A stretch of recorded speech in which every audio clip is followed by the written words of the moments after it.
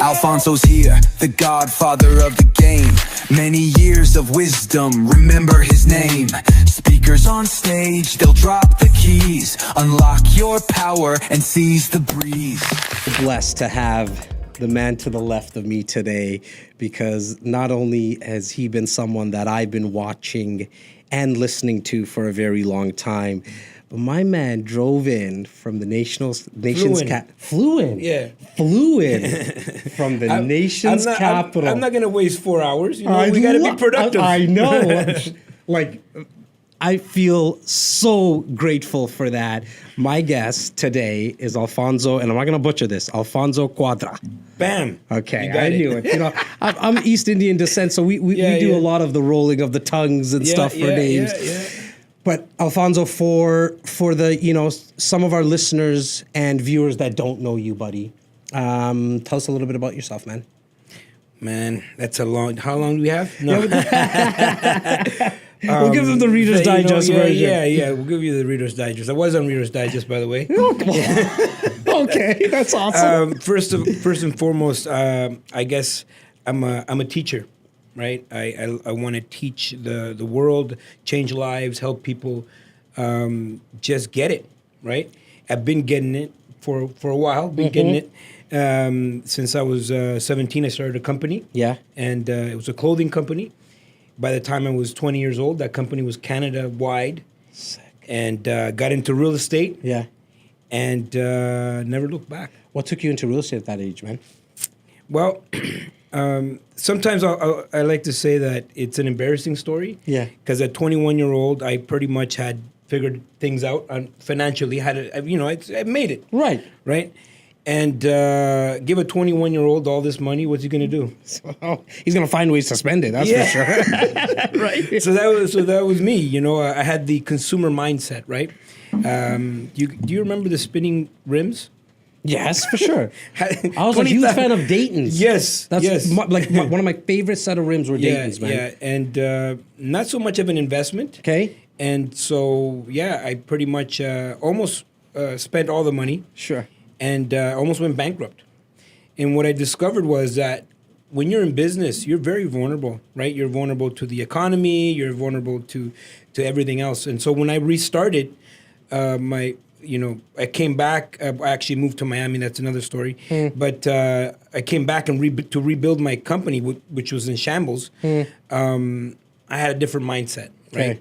And now I had the investor mindset. I read a couple books, Think and Grow Rich. This is in my early 20s, right? Surprised that you got, that book is, one of my favorite books of all time. It's crazy. It was given to me by my mentor in Miami. And this guy was wealthy. I mean, he really got it. Yeah, I mean, if you ever walked into someone's house and you're like, oh my God, is this marble? Right? You're like, I'm a real estate agent. I do that sometimes. Yeah, or you're on someone's boat. The guy has a yacht, right? And you're 21 at this time. Yeah, 22, 23. Very easily impressionable, right? And I thought I had made it, but I hadn't, right? I was a consumer. And anybody, I mean, if you Google people that win the lottery, what do you get? People, that lose everything in 3-4 years. What do they say? Like, I think 90% of people who win the lottery will go bankrupt in the next 3 years of winning it. Yeah. And it probably comes back to exactly what you said, right? They just don't have the mindset. Yeah, that's it. Of how to hold it. They got it so quickly. Making money is easy. I'll tell you that right now. So glad you said that. You can stand on the street corner. If you have 2 arms, you can sell something. For sure. Hopefully it's legal. Yes. But disclaimer. Yeah. But you can sell anything. Anything could be sold. Water. I mean, look at all the different businesses that we have here. Someone has made money from all of these things. I know. So actually, it's so funny, man. Like I've had so many guests here, and we've never really brought that up. Like there's so much you can sell just in this room. Look around you. I mean, this phone was the biggest selling phone in 1939, right? Well, shout out to our executive producer and co-host, Laura. Yeah. She found this somewhere, I think, on Amazon. Was it, Laura? Amazon. On Amazon? Yeah. What did you pay for this thing? Well, that's a fake. Well, I get it. I know, but it's vintage. But you bought it. I did. Yeah, right? And just for that wall. Just for that wall, right? And so Yeah. somebody still figured out to package it well and sell it. Well, they figured that people actually want vintage looking things still. Yeah. So what I discovered really quickly, there's a difference between being rich, having money, Yeah. and being wealthy. And being wealthy comes down to the mindset. Are you an investor, right? And so in my early 20s, I decided to continue on the business path of being an entrepreneur. But now the money that I was going to make from that, I was going to pour it into a vehicle that was bulletproof, recession-proof. And so that's what I did. You know, I started buying. I started with a triplex, then went on to 4 units, 5 units, 6 units, 15 units, 20 units, 25 units, and we control about 500 units now. So right now you're at 500 units. Yeah, that's that's what we fantastic. control. Congratulations. Yeah, under contract. Yeah. I know because we're talking off air, and I hope you're okay to share it. At a time, you were homeless, man. Yeah. You want to talk a little bit about that? Like, Yeah, I'm very curious to even that's going hear back. more. Yeah, I know. Yeah, we're going back to when I was 15 years old. Now, we're I don't know when are you Canadian? Like Yeah, I'm born and raised here. Born and raised here. You're Toronto. from I'm from. My parents are from Punjab in India. okay. Yeah. So they came around immigrants. 73. Yeah. So we came. We had the same path. We came in the 80s because of a war happening in Latin America, which Central part America, exactly? El Salvador. Oh yeah. Okay. My friends from El Salvador. Yeah. And so wars happening, people came, and for me it's a bit different because my mom was actually involved in politics. She was a journalist. Okay. And speaking about what's happening. Like mid 80s around this time. Well, this would be in the 70s. In the 70s. Okay. Yeah. Okay. So she was actually illegally detained and brought to prison. And as a result, they had to keep me in hiding, right? My grandparents. So I was not allowed outside. I was not allowed to interact with other kids. And it was serious. It was a serious time in our For sure. lives. Yeah. And so thanks to some NGOs, some other agencies, Government of Canada, my mom was freed. Okay. And were given asylum to come to Canada, right? And so we'd been moving around so much, and I had missed a lot of educational opportunities. And so for me, school was a bit tough. Like the integration of school was tough. And you know what? They never teach anything. They never taught anything that I was interested in school. It's funny how much time Yeah. they spend on I know, yeah. calculus and algebra. Yeah, and all. you know what? I was bored. I was actually an entrepreneur. Right. Right. I was. Well, I from was. the always- get- that was you. Yeah. Like I was trying to figure out how to make money. Right. Right. And I remember having a paper route Yeah. at 12 years old, and subcontracting my paper route to another kid. I love- Right. And then I had a second paper route. So I had a mini enterprise. Dude, right. it's why we're like kindred souls in that sense. Yeah, I'm telling you yeah, because yeah. that was me. Yeah. That was me. Like the teacher's telling me that you're not going to be able to amount to anything. And here on the weekends, I'm delivering papers and making money. Like, I kind of felt like, what are you guys going to really teach me? I mean, I probably didn't know it at that time. Yeah. Now thinking back, it's Yeah, like, yeah. I knew this was going to be my play. Yeah, yeah, right? yeah, Something yeah. along these lines, right? Yeah. So go on. So now. So I'm frustrated. At 15, I end up dropping out of high school. Okay. And because of some conflict at home, I also left home. And now I'm 15 years old, completely on my own in Ottawa.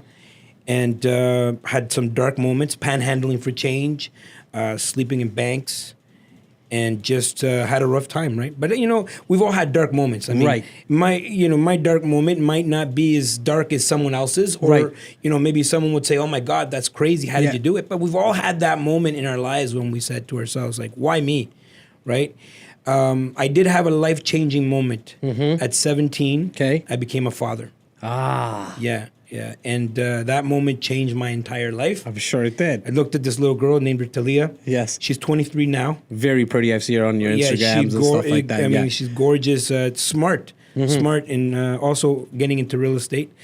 But I looked 17's young, man. That's tough. So Yeah, what's going yeah. on in your head? Like, I want to go into your head a little bit. Like, you hold this baby and Yeah, you're so- not stable at all, obviously. I have nothing. And I'll tell you, my dad left Okay. when I was 2 years old during the war. And so I didn't want to repeat it. I didn't know what being a father was because I never had a father. My mom was my father and my mother. And so for me, it came down to just stepping up, whatever it meant. I had no clue what it meant. I love that. And it wasn't until they put this little girl in my arms that everything changed, right? And so I remember, even to the day, I looked at myself into the mirror and I said, Alfonso, you got to change, buddy. You got to change. And so at that moment, I found purpose, right? And you know how powerful purpose can be, like having that Your why. why. Yeah, it's Yeah. got to be, and that at 17 to have discovered that can be powerful. And I always tell her, like, she's like my guardian angel, Right. She came and she saved me because I was headed the other way. And so at the end of the day, I wanted her to be proud of me. That was Okay. my why. I wanted my daughter to say, my dad owns the building, not my dad cleans the building or incarcerated in the building. Because that's where I was headed, right? For sure. Well, I love it because Yeah. how many people say that to themselves, right? Even Yeah. in that situation, Alfonso, that I want to make a change, I want to do something different. For you to have taken the action and done it, like just kudos to you, man, Yeah, and a yeah, huge yeah. congrats. Like, not a lot of people take that step to actually do it, Yeah, right? yeah, yeah. Now, with again, we were talking off air. You now speak in front of thousands upon thousands of people a year, bringing this message and as well as the education on investing into Yeah, real estate. yeah, yeah. What is it sometimes that you just like? What is it? Why people don't take that action? Why don't they take that Well, plunge? I'll tell you, when I was motivated. I have a daughter. I got a job, right? And because that's the only thing I knew how to do. Like, you're supposed to get a job now. Was it instant? Like I born want- and you like within days, weeks? I Kind of had a thing? job. Yeah. See, right? I had a job, and so it's speed, isn't it? no, like you but did it really quickly. Yeah, because that's what I thought you're supposed to do. Right, Get a job. okay, yeah, Right. yeah. That's been ingrained. Like, you got to get a job. Got to get a job. And so that's what I did. I went back to school. Okay. Got a job. I was a dishwasher. Okay. $5 an hour. Right. So now you can kind of sense my age. Sure. Sure. Yeah. It's a while ago, but Doesn't show, though, dude. I'm not just so saying now that, right? you're sitting. I'm sitting there washing dishes, Right. And it's hard. Like, you want to give up, right? 8 hours a day Yeah. kind of thing? Well, now I got to go to school. Right. I'm going to school full time, and then afterwards I got to go to this job, right? Where, like, cleanups in. Guess who gets the cleanup when it comes to the restaurant? Yeah. The dishwasher. Dishwasher, for sure. Yeah. Yeah. And honestly, in the bathrooms, I don't know what kind of people, they wouldn't do this at home. Right, Like, the right. kind of messes that you see. And I'm like, man, I don't want to do this, but I had to keep myself motivated. So I went to the break room, and I would, every day, I would take a piece of paper and I would write down all my goals and dreams, everything that I wanted to achieve in my entire life. And so I think that, going back to your question, like, why isn't that people don't pursue it or don't go any further with it? They don't bother writing it down, right? And it has to I be like that. real for you, right? Yeah. And being motivated, I knew that I had to get not just get a job, but I had to create some sort of hustle. So I would come down to Toronto, New York City. I'd buy mixtapes, jeans, and T-shirts, and I would sell them from my locker in school. So it wasn't the $5 that day, did you? I think it was the mixtapes that did. I love it. Yeah. Well, I discovered something powerful. Right. The difference between profit and Yes. wages, right? The problem is, people will go to a workshop. They're going to go watch Gary Vee. They're going to, and they're going to go back to their old life where society pushes you to pursue wages. They want you to pursue a job, right?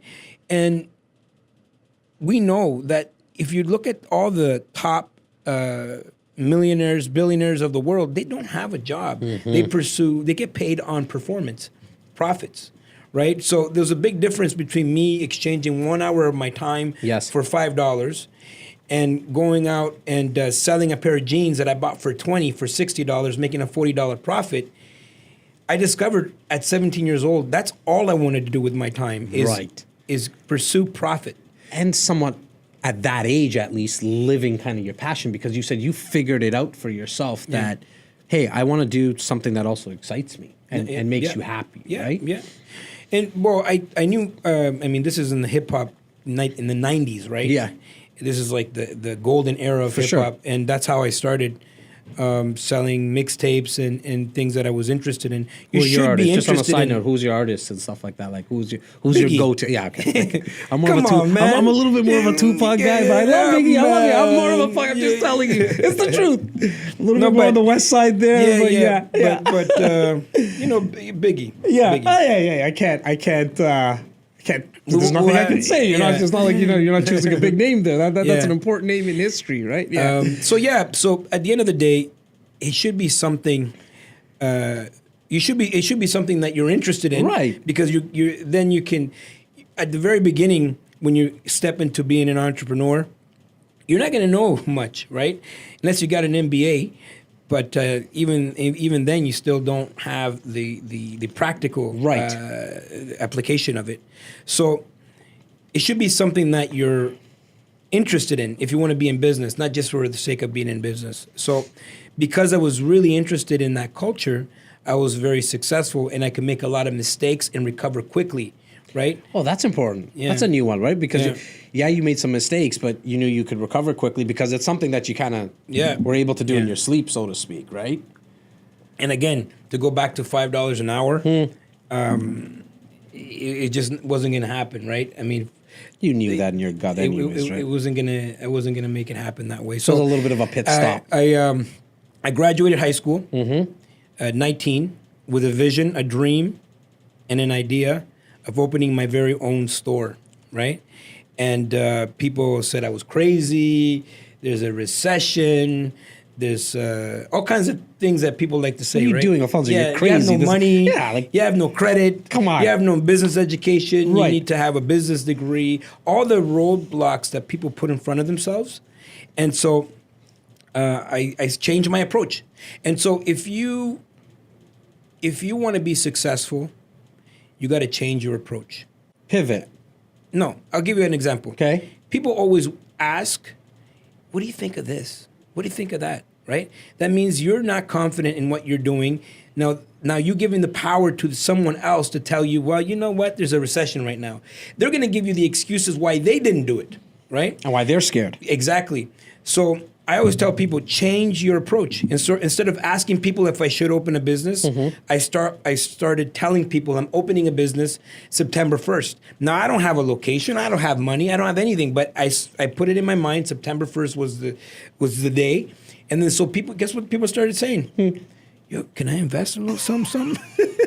Right? How can I get in? Yeah. Now, people thought I was crazy. Right. But I raised $2,700. Okay. And I opened September 1st with $2,700, none of my own money, my first Right. JV. Right. Right. You didn't even know you were doing a JV. Yeah, Like, it was just, kinda I just happened, made right? it, because you know what? I changed the approach. Right. I'm doing this. Right. When you're doing it, things will start to happen. When you start questioning yourself, when you start saying, well, maybe should I do this or I'll wait for the right time? There is no right time. That was the time to strike. No, this is I interesting. make a long story short. No, I love took it. I love the it. Keep going. $2,700 and Yeah. it turned into a chain of stores across the country, from Vancouver to Saskatchewan to all over Ontario, Quebec, and we were the #1 urban store in Canada. Which store was that? It's called Rugged Culture. Okay. Yeah. Okay. Yeah, Awesome. yeah. And so you're living your passion at this time. Store's doing very, very well. When you started to expand, what I'm very curious about now, did the naysayers start to change their At that attitude, point, man? at that point, there was even more naysayers. Now you got the bank, you got the suppliers. I was a kid, right? I was 20 years old, 21 years old. I would walk into the bank, and people would say, like, "What is happening here?" Who right? are you, kid? And Yeah. so, I was determined. You got to be determined. If you talk to any entrepreneur, and you ask them, like, what was it? What was the one thing that got you to the next level? Some might say luck, which I don't really believe in luck. Some might say it was a little bit of, being in the right place at the right time. But the majority of them are going to say they were determined. Determination, you got to be determined. You cannot take no for an answer. Because you're going to hear so many no's along the way. Like Yeah. I've heard it my whole life. I still Yeah. hear it till this day. We have a mutual friend that passed away, Yeah, and when that happened, everyone said it's probably time for you to stop doing what you're doing because he was the glue that held Yeah, everything yeah. together. But myself and my partner Simeon, we put on the boots and started to grow the team. The team has grown stronger. And everyone was saying you shouldn't be doing this. This is your time to quit now. Yeah. And yeah. damn, did that ever propel us to another stage, right? Yeah. So stores closed down. We spoke about obviously going bankrupt. No, I didn't go bankrupt. Almost. Yeah, I almost went bankrupt, but luckily I was on my way down. I was massively in debt, and the accountants said you got to go bankrupt. Again, I don't accept no for an answer, right? I'm not going to give up. And my mom did teach me certain things. My mom wasn't an entrepreneur. She didn't teach me how to be an entrepreneur, but she taught me integrity. And old school, like if you borrow $1, you better pay that back. You better pay that back before it's Yes, due. yes. It's a My great mom, habit. my Yeah. mom, and by the way, now that I have tenants all across Canada, I wish some of the tenants were like my mom. My mom paid her rent not on the 1st, on the 25th. The rent was there, right? Yeah. Just in case. You're right. In case something happens, the bank's closed, who knows, Yeah, right? right. Yeah. So my mom has always taught me that Right. integrity part. And so, when I was faced with this bankruptcy, I said, because I didn't, to be honest with you, I was 23, 24, and someone said bankrupt. I didn't really know what that meant. Right. Like, what does it mean? Right. And then he says, well, people stop calling you. Right? All these people harassing you now. It's over. Yeah. And It's I an said, easy way out. Yeah, easy. And people can, by the way, even you can be bankrupt and still crawl out of it and go to the next level or whatever. But you're going to be poison to a lot of people. Right, that's going to be a little huge stigma, right? Yeah, that's going to be huge. I didn't know, and that wasn't the reason I didn't go bankrupt. I didn't go bankrupt. The reason was because I made a commitment, and I didn't want to be the guy that made the commitment. By the way, it was my fault, right? I misspent the money, I mismanaged the money, and I had to own it, right? I don't know if you've ever been on a diet. Yeah, here and there, man. Yeah. I'm not good with those things. That's for sure. Yeah, I'll go on a trip and I'll gain like 15 pounds. Like I'll go to you're on a resort 4 square meals a day, right? And so you get back and you gain all this weight. And then now I have to be tough on myself. Yeah, I know. Like now you're only, eating peanuts and water. That's it. That's what you get, right? And so It's so funny when we do it ourselves. Yeah, so right? I was like, you know what? This is my financial diet, right? I was gonna rebuild my company, Right. Using the things that my mentor taught me in Miami, the new books, the new mindset, and I was gonna rebuild. But this time, I was going to be very much focused on taking the income I could produce and putting it into an asset that was indestructible. Obviously, that being real estate. Yeah. And then how did the speaking career start? So the speaking career came as a result of the Reader's Digest, Okay. right? You might enjoy this story. But, I built this company. I was a kid, right? Yeah. And so Reader's Digest came and they said, we want to do a story on you. And I thought it was going to be a little, in the back of the book, you get these little vignettes, little stories, right? I thought it didn't be. No, it turned out to be a 7-page profile. Wow. That went to 15 different countries, translated in 5 different languages, and people were calling, right? And they would say, Alfonso, why don't you come and give a talk here to the group of people or whatever? And it was an opportunity at that point. I was still in my 20s. To bring my business to the next level. But I said, well, I'm not educated, right? All these things in your mind, Self-doubt. right? Yeah. I have an accent, right? I missed huge opportunities. Okay. There was there's a time where you need to maximize on the momentum. And you got to take advantage, right? I always say that it's if you get knocked off the horse, it's tough. it's a lot, like it's tough to get back on the horse. Yeah, yeah. Ride that wave when you're on the horse, right? Yeah, yeah, and then do more. Yes, go right? faster. Yeah, yeah. People want to slow down. Yes. they get into conservation mode, right? Yes. And that's where I was. It's like, oh, like I finally, my company's doing well. Like Yeah. I got all these properties. Right. Like I'm on conservation mode. Like Yes. now I got to conserve, right? And so we contract. Right. Right. And so I said, no, I can't do this. It's going to be my year of yes. My year of yes.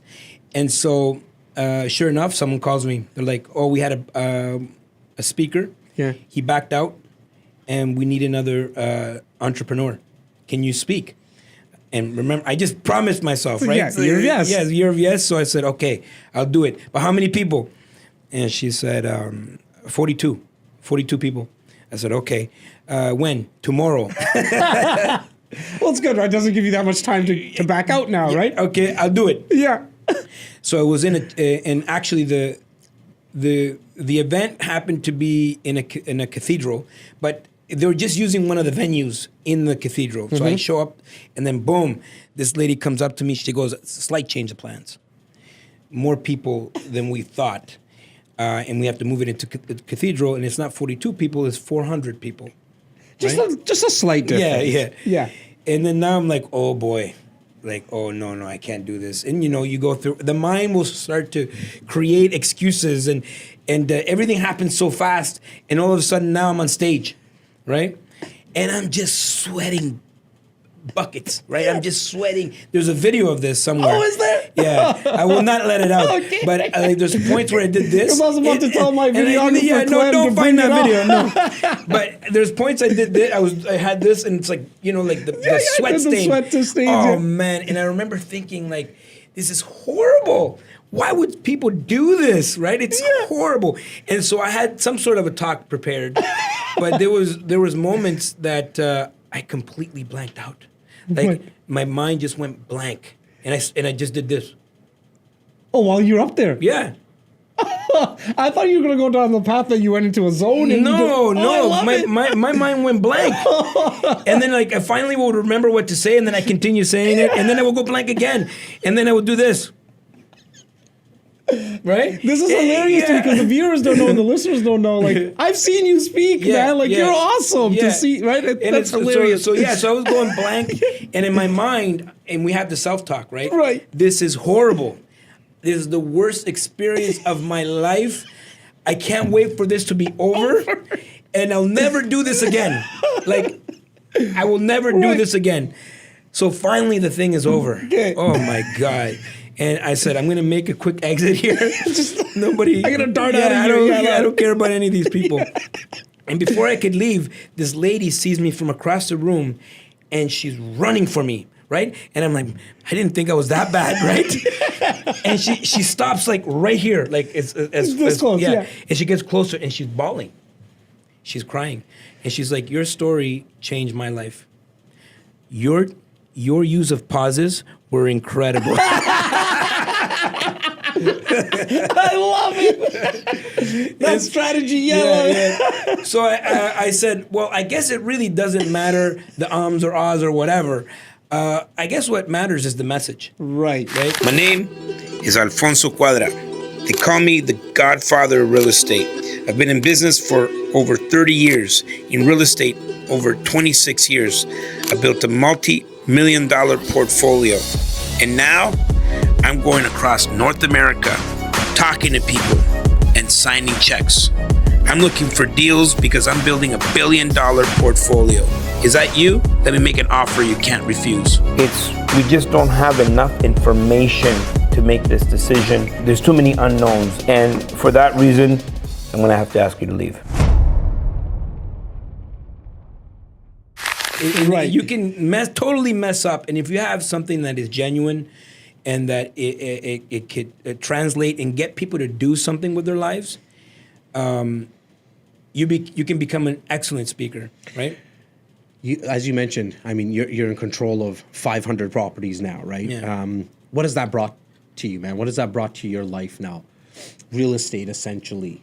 Well, real estate, and by the way, my personal goal is to get to 7,500. Okay. Why 7,500? It's an oddball number. I like oddball numbers. love it. Love it. Great. I need to be chasing something. Yes. Right. I need to be pursuing something. Yes. And I remember I said one day I want to have, 10 doors. Right.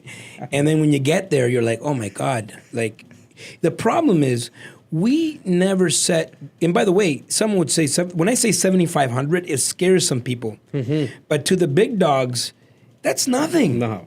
Right? No, And yeah. when I get there, I'm sure I'm going to say, well, why did I set it so low? Right? And so the problem is not the fact that we set goals, is the fact that we set goals based on where we think what we can achieve. So Yep. the perspective of where we're setting the goal, we're setting goals too small. Tony Robbins says it the best. He says that we overestimate what we can do in a year, but we underestimate what we can do in 5 to 7 years. Yeah.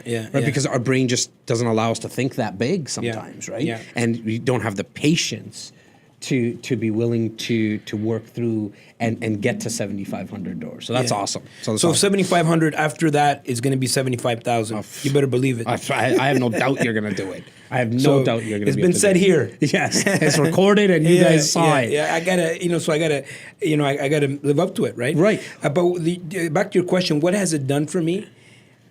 It's given me freedom to do what I love to do, and my passion is, as you know, changing lives, right?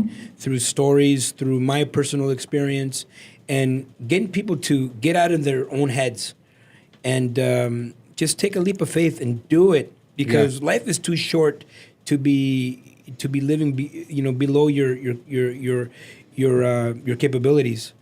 We're also capable of so much. We're everybody here is living below their potential. Yes. You are. Yes. I am. Yep. Everybody here is. And so if we can all live up to our potential, we would have an amazing world. I mean, we wouldn't be thinking about going to Mars. We already would be In Mars. and whatever else that we didn't see before, right? For sure. It just takes one guy to say, I can go there. And then now he's making it a mission. Because if it's a mission, that is someone that cannot be stopped. I Right? couldn't agree with you more, man. And so the problem is we limit our potential, and we're living below our potential and what we can accomplish. I think I know how you'll answer this, but because I said, we're very we're kindred souls in that sense. Do you believe that it's what's in between the ears that stops majority of people? 100%. Yeah. 100%. You asked the question, 7,500 doors might seem like a lot, but it's not, right? That is a limitation that I put on myself. I have to set a benchmark, a metric.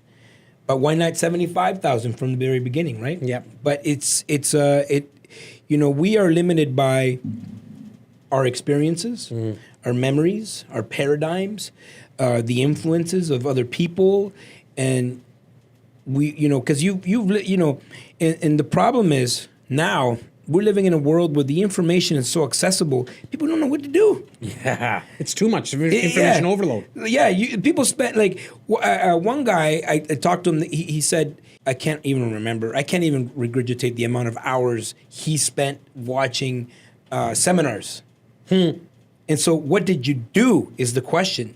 And so, no, I didn't do anything yet. I'm just getting ready, but I have this new seminar that's going to tell me what to do. Seminar junkies, Yeah, right? exactly. So to speak. And so this is where people get into trouble, right? With real estate, with anything, is they start overthinking, and you just got to go and do it. About 2 months ago, I think the best compliment I got, and I shared it with my team, was a gentleman came into our office and said, I stopped listening to your podcast because I heard the one that there was a lady who bought, from 0 to 11 properties. She went in like a 2-year period. Yeah. And he goes, I stopped, I called her, and they bought one together, did a joint venture. He goes, I don't really need to hear any more podcasts. I was like, that is the best compliment I could get, because you don't need to listen to more. Yeah. We're here to provide the information, but it really is just picking up and doing it. Well, if someone else has done it before, you can do it too, right? Yeah. And it's like a psychiatrist, Right. Right? Like they're not there to fix you, right? Yeah. And I'm sure I'm going to get some sort of hate mail from some psychiatrist,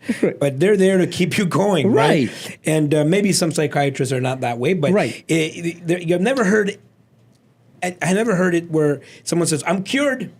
Right, I'm cured, and I no longer have to see my psychiatrist anymore. Right. Yeah. So it just becomes this thing that people just need to become attached to whatever, and it's repetitive. They go from this workshop to that, this webinar to that webinar, this information, this book. What's one book here? Outliers. Mm-hmm. People will say, "Oh, you know what? Great book." This is a great book. Everybody will read a great book, and they're like, okay, well, now what? Like, when you read this book, what are you supposed to do? Take action. Yeah, but what? Like, it doesn't. Right. It's not specific. It's like, stop reading more books. Yes. Go out and do something, right? So, but this book is so good, you recommend it to other people. Right? You're like, yeah, you got to read this book. And now there's two people doing nothing, right? And it's like recommended to more people and more people and more people. So now, I know this is not a book it's not an action-taking book. It's meant for you to have really eloquent conversation during the cocktail parties. Yes. But, if people can get stuck in that rat race of education. Right. Just, I got to know the next thing. I got to get the next book. And then they don't do anything. And so that's what I tell people all the time. Like, yeah, the education is important. You must get the education. But then you got to go out and do something. Well, I love the fact that I'm sitting with you, because that's definitely not you, because of what you've done. You've actually taken a lot of action. What is it that excites you? What type of properties excite you now? Because apartment buildings. So is that like that's the only thing I do? So what's a minimum unit? I'll flip the occasional. I'll flip the occasional property. That's something that you're just flipping, I'll flip just keep my guys employed, keep everything moving forward. Okay. But I'm not a flipper. Like, I'm not doing, like, at one point I was doing 5, 10, 15 deals a year. Flipping them? Yeah. Okay. But no, I'll have like 2 or 3 a year or something, if I see something interesting, but it's not really my focus. My focus is buy and hold for life. I love that. Yeah. You're preaching to the choirs. I mean, our listeners and viewers know that's all we talk about. Yeah. A lot of people get into real estate investing because of something that their friend did or family member did, and think about it from a flipping perspective. From a guy who's done a lot of flipping, okay, as you mentioned, and now obviously talks about buy and hold. Why are you such a buy and hold guy now? Okay, so at the end of the day, flipping is a great way to raise capital. Okay, but it's a job, right? Buy hold is where you find the true wealth. And I like the idea of, the higher you go in units, the more units you have in a single property, the lower the price. Like, economy is a scale, right? In terms of flipping, like single-family homes, like when you talk about what happened in 2008 in the U.S., people that got into trouble were people that were holding on to single-family homes. People thought, I'm going to flip 5 properties at a time, and then you get caught up with the emotional part of the economy. Right. Apartment building is bulletproof. If the economy is doing bad, people are going to move to apartments. To rent. If the economy is doing good, people are going to move to apartments because they can't afford homes. Yep. So I think it's I would say recession friendly. Yes. In a sense that, I've gone through, in 20 years, I've gone through ups and downs of recessions and all kinds of things. And the apartment building, it doesn't matter what the value it is I'm not selling. Right. So I'm buying it based on numbers, and there's logic and reason behind that. Yep.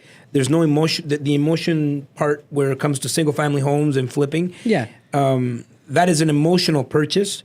And everybody involved is emotional. But when I'm buying a 22 unit building, we're buying it even at fair market value, but we know that the person at the other side is somewhat rational. Yes. Because they bought a 22 unit building. They're also an investor, so they understand what I'm looking for as an investor.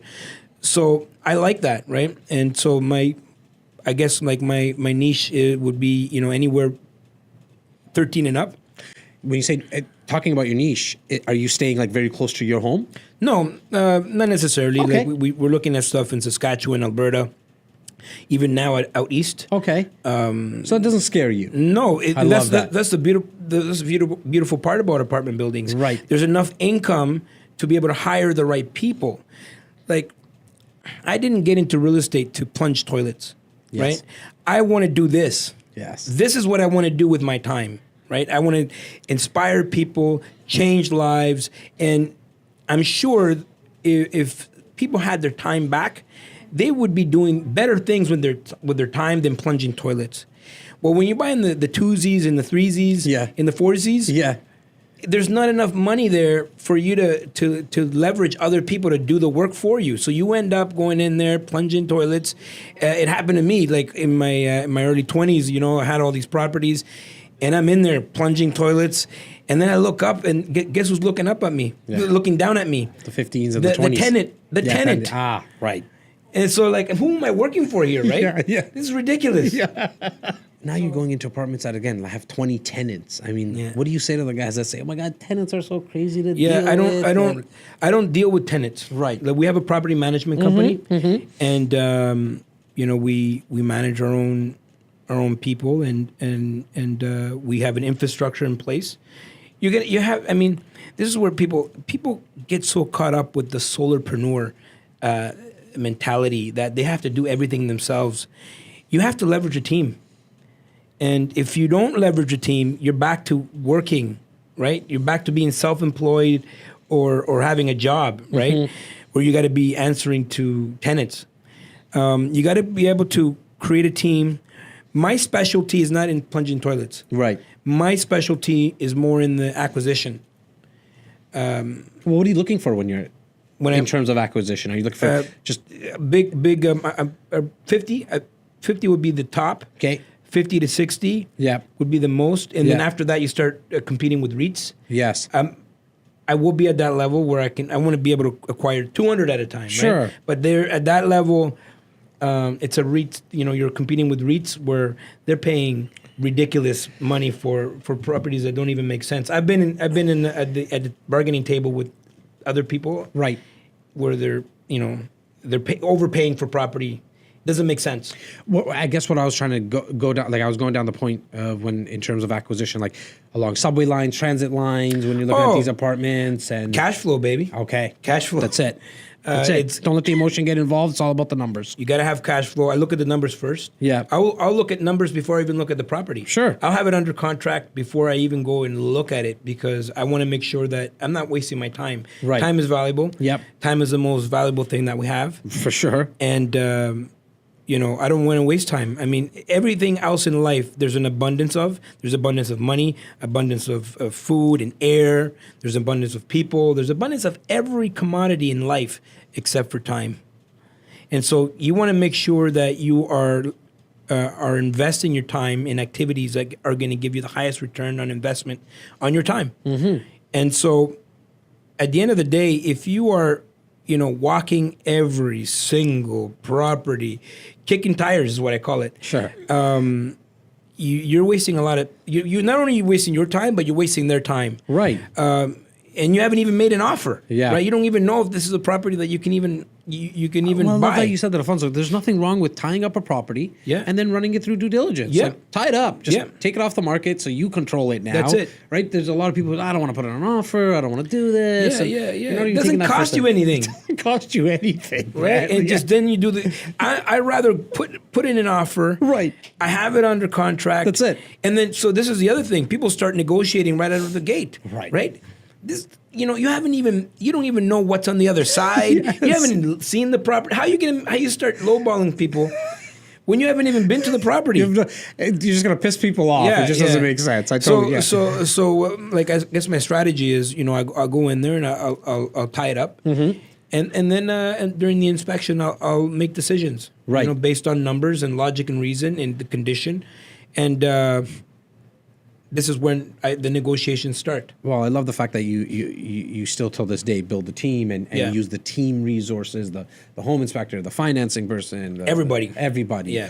You're still open to JVs. Everything. everything. I'm in a acquisition mode, and, Right. And no man is an island. Yeah. And I'm open to working with people. In fact, that's the only way I'm going to get to 75,000 doors. I love it. I'm not going to do it, using all my own money. It's going to take Right. a long time.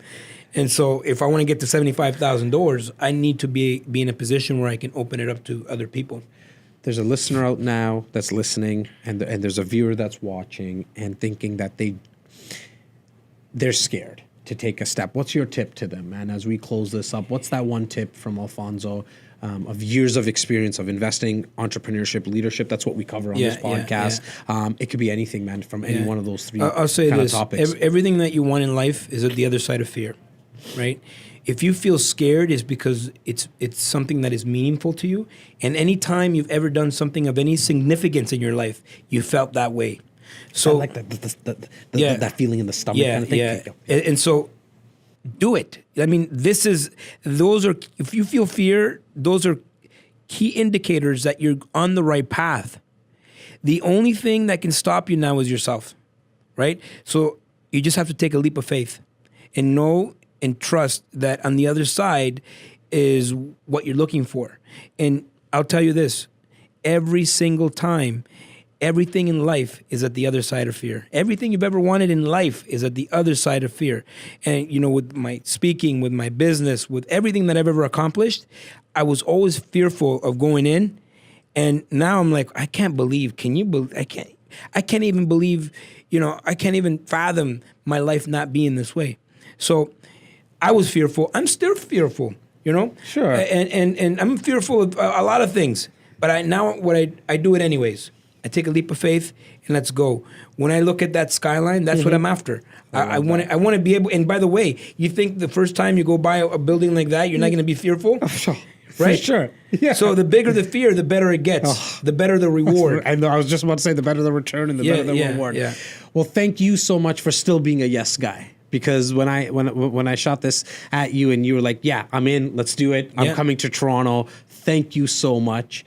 Guys, if you have not checked out my boy Alfonso's Instagram page and Facebook pages, you have to, because like one of your last videos about showing the flip and allowing people to really see the inside of what you're doing, that's amazing. So thank you for what you do, man. Really appreciate it. You know what? I appreciate you for doing this. Thank you, man. We talked about this is another. I mean, you must have been fearful of doing all of this. Yeah, right? very. And I mean, to have a set. I mean, you're not doing it on a low budget. I mean, you have a set, and you got things, props that you bought from Amazon, and so at the end of the day, you have invested into this, and this is why you're getting the results that you're getting because you believe in yourself. Thank you so much. much. And so what happens? People don't believe in themselves. People are real estate investors. They don't even have a business card. You have to be serious. I'll show you something. I'm going to give you my business card, and I'm going to you tell me if I'm serious just by holding it. Oh, yeah. Look at that. Right? So you got to invest in yourself. Sure. You got to invest in yourself. Right? And so this is why the people who are successful, people that have podcasts, people that have anything in life is because they invest in themselves, in their business. And better than buying a whole bunch of junk, invest in yourself, invest in your personal development, invest in your education, invest in coaching, invest in putting together podcasts, put in the money. I mean, this mic wasn't cheap. No. This is a serious mic. Yeah. So you're serious about. This is why people will take you seriously because you're serious about what you're doing. I can't tell you how much I appreciate you noticing that because I knew I needed to get serious mics to get serious people. Yeah. Right? Because if I just had, as we started, and the viewers see the mics behind us, there's one behind your left shoulder there as well, that at that time it was just me.